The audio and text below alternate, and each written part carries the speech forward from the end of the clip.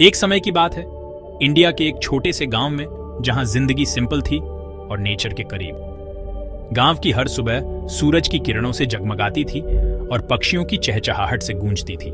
वहां के लोग हार्डवर्किंग और रिलीजियस थे। वे अपने दिन की शुरुआत पूजा पाठ से करते थे और शाम को मंदिर में आरती के लिए इकट्ठा होते थे। एक दिन उस गांव में एक महापुरुष आए। वे थे स्वामी विवेकानंद। उनके आगमन की खबर पूरे गांव में फैल गई। स्वामी जी बहुत कैरिस्मेटिक थे और उनकी बातों में मैजिक था। उनकी आवाज में एक अद्भुत आकर्षण था जो लोगों को अपनी ओर खींचता था। वो जहां भी जाते, लोग उनके नॉलेज और प्यार से इम्प्रेस्ड हुए बिना नहीं रह पाते। उनकी बातें सीधी दिल में उतर जाती थीं और लोगों को सोचने पर मजबूर कर देती थीं। गांव के लोग स्वामी जी का वेलकम करने के लिए आए। उन्होंने फूलों की माला पहनाकर और आरती उतारकर उनका स्वागत किया। सबके मन में उनके लिए रिस्पेक्ट और क्यूरियोसिटी थी। लोग जानना चाहते थे कि स्वामी जी के पास ऐसा क्या है जो उन्हें इतना महान बनाता है। स्वामी जी ने गांव के बाहर एक गार्डन में स्टे किया।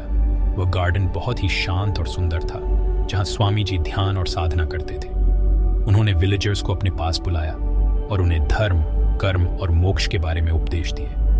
उन्होंने बताया कि सच्चा धर्म वही है जो मानवता की सेवा करता है। स्वामी जी की बातें सुनकर विलेजर्स के मन में नई थिंकिंग आई। उन्होंने अपने जीवन के उद्देश्य और मार्ग पर पुनर्विचार करना शुरू किया। स्वामी जी का आना उस गांव के लिए एक अनफॉरगेटेबल इवेंट बन गया। उनके उपदेशों ने गांव के लोगों के जीवन में एक नई रोशनी भर दी।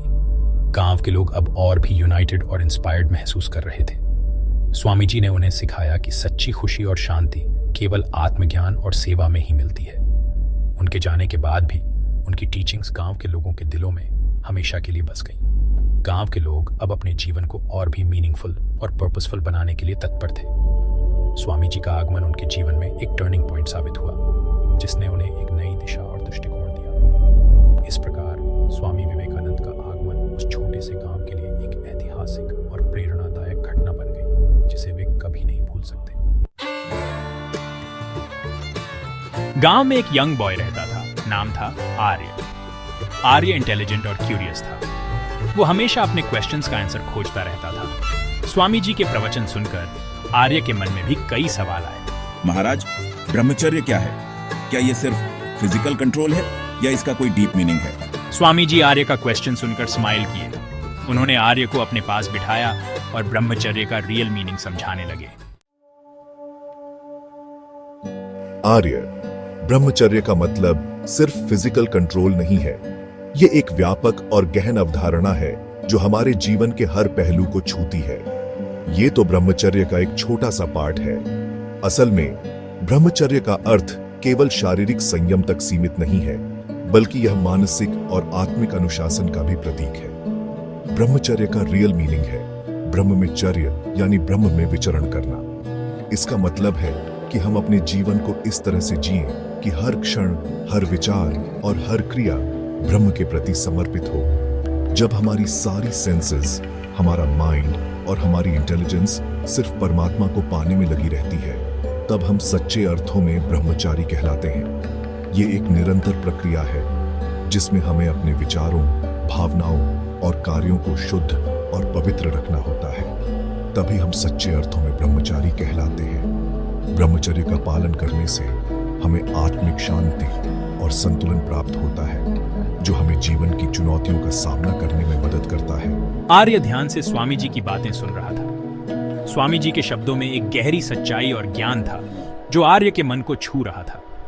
स्वामी जी के वर्ड्स उसके दिल में उतर रहे थे। आर्य ने महसूस किया कि ब्रह्मचर्य केवल एक सिद्धांत नहीं है, बल्कि यह एक जीवन जीने का तरीका है जो हमें आत्मिक उन्नति की ओर ले जाता है। आर्य वीर्य जिंदगी का एक इंपॉर्टेंट पार्ट है। यह केवल शारीरिक शक्ति का ही नहीं, बल्कि मानसिक और आध्यात्मिक शक्ति का भी स्रोत है। यह पावर और एनर्जी का सोर्स है। वीर्य में वह शक्ति है जो हमें जीवन के हर क्षेत्र में सफल बना सकती है। जब हम वीर्य वेस्ट करते हैं, तो हम अपनी पावर और एनर्जी भी वेस्ट करते हैं। यह केवल शारीरिक कमजोरी ही नहीं, बल्कि मानसिक और आध्यात्मिक कमजोरी भी लाता है। लेकिन जब हम वीर्य को कंसर्व करते हैं और उसे ऊपर की ओर ले जाते हैं, तो वह ओजस में बदल जाता है। ओजस वह शक्ति है जो हमारे शरीर, मन और आत्मा को पोषण देती है। ओजस हमें फिजिकल, मेंटल और स्पिरिचुअल पावर देता है। यह हमें जीवन की चुनौतियों का सामना करने की शक्ति देता है और हमें एक बेहतर इंसान बनाता है। स्वामी जी की बातें सुनकर आर्य को वीर्य का इंपॉर्टेंस समझ आया। स्वामी विवेकानंद ने कहा था कि वीर्य की शक्ति को समझना और उसे सही दिशा में उपयोग करना ही सच्ची सफलता की कुंजी है। वीर्य की महत्ता को समझकर आर्य ने अपने जीवन में एक नया दृष्टिकोण अपनाया और उसे सही दिशा में उपयोग करने का संकल्प लिया। वीर्य की शक्ति को सही दिशा में उपयोग करके ही हम अपने जीवन को सफल और सार्थक बना सकते हैं। आर्य ब्रह्मचर्य के बहुत बेनिफिट्स हैं। यह हमें फिजिकली, मेंटली और स्पिरिचुअली स्ट्रांग बनता है। ब्रह्मचारी व्यक्ति में कॉन्फिडेंस, कंसंट्रेशन और विल पावर बढ़ता है। वो जिंदगी में हर जगह सक्सेस पाता है। ब्रह्मचर्य ही आत्म साक्षात्कार का रास्ता है। स्वामी जी के वर्ड्स आर्य के दिल में गहरे उतर गए। महाराज, आपकी बातें सुनकर मेरे मन में ब्रह्मचर्य के प्रति बहुत श्रद्धा जागृत हुई है। मैं भी ब्रह्मचारी जीवन जीने की कोशिश करूंगा। आर्य ने स्वामी जी को प्रणाम किया और अपने घर चला गया। आर्य ने डिसाइड किया कि वह ब्रह्मचर्य का पालन करेगा। S1 तुम्हें सक्सेस मिले। आर्य ने गांव के दूसरे यंगस्टर्स को भी ब्रह्मचर्य का महत्व बताया। धीरे धीरे गांव के कई यंगस्टर्स आर्य से इंस्पायर्ड होकर ब्रह्मचारी जीवन जीने लगे। गांव में एक नई थिंकिंग आई। यंगस्टर्स में उत्साह और एनर्जी बढ़ी। वे अपनी जिंदगी को एक नया मीनिंग और डायरेक्शन देने लगे। गांव में एक पॉजिटिव चेंज दिखाई देने लगा। कुछ दिनों बाद स्वामी जी ने गांव छोड़ने का डिसाइड किया। जाने से पहले उन्होंने विलेजर्स को आशीर्वाद देते हुए कहा, बच्चों, ब्रह्मचर्य जिंदगी का आधार है। यह हमें पावर, नॉलेज और खुशी देता है।